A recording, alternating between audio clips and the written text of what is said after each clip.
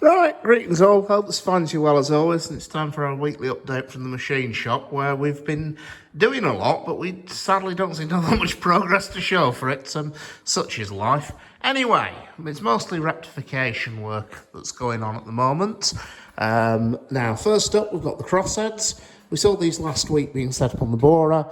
I've started to machine them now. I've hit a minor alignment issue, which is why the clock gauge is back up. I've also had to make up a new holder for the end mill, as you can see there. The existing one, although it worked, it didn't quite allow me enough reach with the end mill, so I just turned up a new one out of a piece of the N16 that was a couple of inches longer, just so I could get in to do the vertical. So that job's ongoing. We are getting there. I've just hit a minor snag with the alignment. Something in that crosshead isn't quite true to where it should be, so I'm just having to go back to first principles and start dialing it all in and try and work out where the errors come in.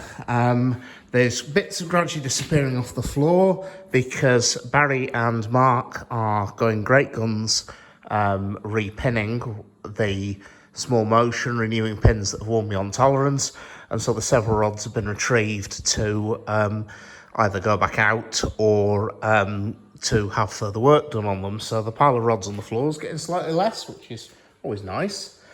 Barry, with Mark as a trainee, is also making a start on the eccentric strap we saw last week. We got that up onto the borer, and now he's got it all dialed in. He's a clever old devil, is Barry. He came up with this idea, which I'm really taken with. I've nicked this for future reference, for supporting the eccentric strap on the table. The problem is we need to lift it clear of the table so that when he bores that centre out, the tool is going down through into daylight. However, if you put a piece of packing underneath the material, the strap here where my fingers are, the danger is that when this big chuck spins round, that piece of packing could quite easily be launched out of there due to centrifugal force. So Barry, being the clever old devil he is, has made these little beasties, which are basically a bolt which fits into the T-slot on the table. There's a nut screwed down onto the other end of the bolt. The nut's at the top, as you can see, the washer underneath it. So that holds it all solid in the table. It can't move at all. And then all he's done is mounted them into the table, tightened them all down, and then very quick, very gently spun the machine up and very carefully skimmed the top of all those bolts in situ, so you know they're absolutely true. It's a very clever little idea. I'm very taken with it, and I'm never too proud to admit that I'll take somebody else's ideas on board, and that one's certainly been filed away for future reference. My understanding is he's dialed it in true. We've used this mark you can see here as a reference to dial it all in, and so then the next job is to get some. We just need to double check some dimensions on the engine, and then that can be bored to size. As I said last time, we're doing it on the borer simply because of its size. We did measure it up and look at it fitting the Mostana, and it would have been dodgy with a capital D at the same time. So we decided to do it on the borer because it would be far safer, far easier, far quicker, and it also means Mark will get a bit of training on this borer from Barry, because this is a piece of kit that ultimately he's going to end up driving. So there's another bit of work that's gone on with. Then further on, we've got quite a bit of white metal work that's come in. Various bushes out of Repton, which have worn beyond tolerance, have been rebuilt up with white metal. So first of all, we have one of the rod brasses there, which is ready to go into the machine on Friday and be machined back to suitable clear. It's I can't remember off the top of my head which one it is actually, but it's one of the rod brasses, which has the white metal in it's just worn. But the rod brass was a good tight press fit in the rod still, so it's been pressed out, remetalled, and so on Friday it'll find its way into the Harrison and get turned back to original tolerance. A little job I've been on with has been sorting out the return cranks and the bushes for them. The bushes that run on the return cranks on Repton are, like this one, are white metalled as well. They'd all worn beyond tolerance, and so what's happened is today I've been measuring up the pins, bore the white metal out to size, put this radius onto the end to give a nice fit. so they sit onto the crank pin, because of course the crank pin has a radius at the end of it here. It stops any stress risers forming where the pin meets the body of the return crank. Well, that radius in turn has to be machined into the white metal, so that's been done. A little bit of scraping to finish it up and fettle it to size, and then that is now, when it behaves itself, that is actually a sliding fit. There will be a brief moment, ladies and gentlemen. Make beautiful music. There we go. Talk amongst yourselves for a moment, if you wouldn't mind.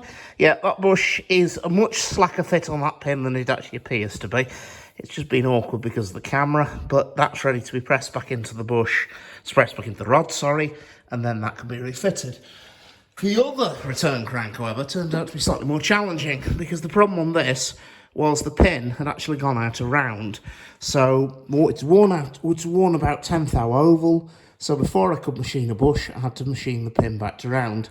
To do this, we set it up on the table of the milling machine, and then I attacked it with a boring head.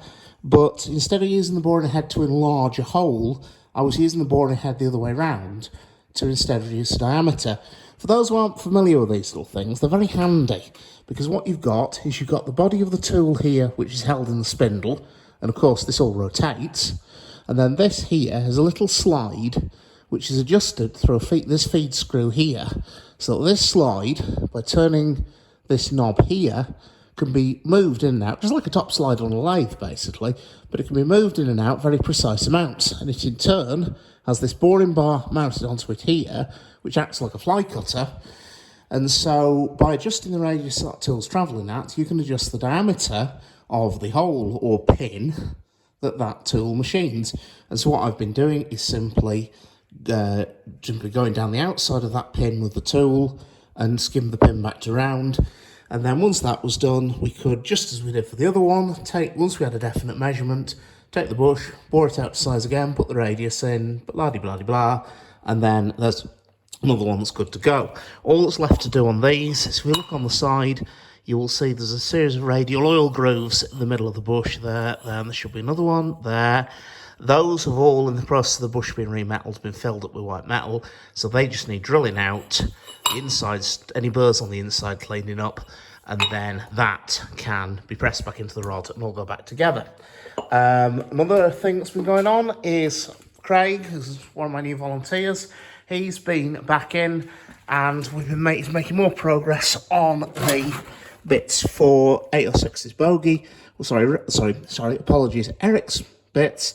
We've now got a new roughed out spring hanger bolt there. There's another blank behind it, there will come another one next week, and then once that's done, he can then start putting hexagons onto stuff for the dividing head, and we can get that job done. So he's getting on very well, it's Mark, smashing that. Anyway, and then, as always, as I've said before, it isn't just the overhaul work and repair work we're doing in here, we're also doing the running repairs. And one of them involved this wonderful little contraption and its use.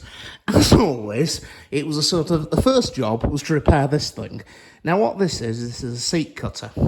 It's designed for recutting valve seats where the valve body is too large or awkward or cumbersome or whatever or maybe even can't be because it's still bolted to a steam engine, be recut using this cutter here, and it goes into this mounting. This large nut here screws into whatever the valve gland is. In this case, it's 2-inch British standard pipe.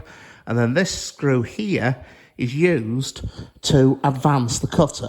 The cutter sits up against the end of that bolt there, and as we tighten that, you will see the cutter is pushed out. So you set that up in the valve, advance this so the cutter is sitting on the valve seat, and then simply put a tap wrench onto the end of it, and by rotating it by hand, you can recut your valve seat. This was actually for the duplex valve on the standard, was it the standard tank or the 9F? I can't remember. It was one of the standards. Anyway, the upshot was, it was brought to me with it doesn't fit, it doesn't work, can you sort it? So this was all dismantled. That thread had galled quite badly in the nut, so that all had to be cleaned up and sorted. The other thread was slightly damaged. I think it'd been dropped at some stage. And then we also finally discovered that the thread in the duplex valve body itself was damaged as well. So that had to get a suitable sized tap inserted down it.